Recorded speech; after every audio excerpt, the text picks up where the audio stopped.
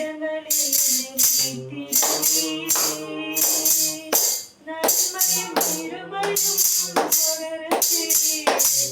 நீங்க போதும் எனக்கு நீங்க போதும் எனக்கு நீங்க போதும் நீங்க போதும் நீங்க போதும் எனக்கு